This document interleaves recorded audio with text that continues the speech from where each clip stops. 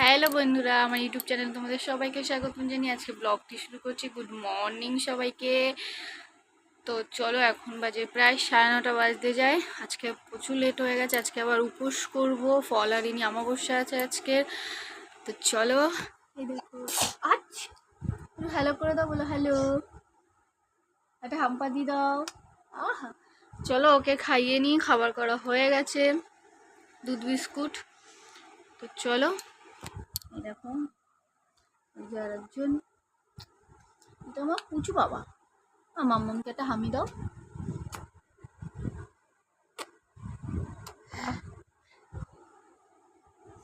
চলো ওকে খাইয়ে নিই, আবার পরে দেখা হচ্ছে। আজকে প্রচুর কাজ আছে। বাই। দুজনে রেডি হয়ে গেছি। তো চলো একটু পুজোর বাজার করে নিয়ে আসি, যেহেতু উপোস করবো। ফল মিষ্টি কিনে নিয়ে আসি না পাপা? বাই বাই করতে বলো, বাই। চলো কিনে এনে আবার দেখা হচ্ছে। চলো দেখো, ডান, ঘর পর পুরো গোছানো, কিছু রান্না হয়ে গেছে। যেহেতু আমি আজকে পুজো করব, তার জন্য বাড়িতে হয়তো নিরামিষ রান্না হয়েছে। ডাল আর একটা সব রকম তরকারি সবজি দিয়ে মা রান্না করতে ছাদে। চলো সব কিছু দেখো, গোছানো কমপ্লিট। আর আমার অবস্থা দেখো, পুরো ঘেমে স্নান। আজকে একটু কষ্ট হবে। তো চলো কাজ বা ঝটাপট সেরে নিই, এখনও কাঁচা বাকি আছে। দেখো ফাইনালি রেডি হয়ে গেছি পুজো দেওয়ার জন্য। সারাদিন উপোস করে খুব কষ্ট হচ্ছে। এখানে দেখো ছেলেও রেডি, ছেলেকেও নিয়ে যাবো। বাবা হাই করো, হাই। তো চলো পুজোর জোগাড় করে নিই, তারপর আবার দেখা হচ্ছে। ফল কিনে এনে তো বাজার করে এসে ঠাকুরের তো দেখাতে পারিনি, কারণ গরমে প্রচুর কষ্ট হচ্ছিলো, ঘরের কাজ বাজ ছিল। তো চলো দেখো, আমার দেখো শাড়িটা পরেছি, কেমন লাগছে জানাবে।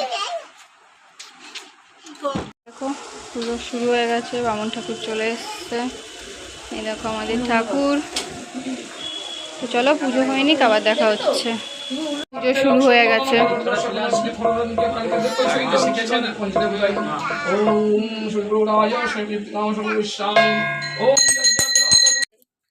পুজো দেখলে তো, মন্দিরে পুজো দিতে গেলাম, পুজো শেষ হয়ে গেছে। শেষ করে বাড়িও চলে এসেছি। এসে ছেলেকে খাইয়ে, ছেলে ওই যে ঘুমাচ্ছে এখন। এখন বাজে 12টা 5। সবার খাওয়া দাওয়া হয়ে গেছে। অনেকক্ষণ বসে ছেলেকে ঘুম পাড়াচ্ছিলাম, এতক্ষণ ছেলে ঘুমিয়ে পড়েছে, তার জন্য আবার তোমাদের সাথে দেখা করতে চলে আসলাম।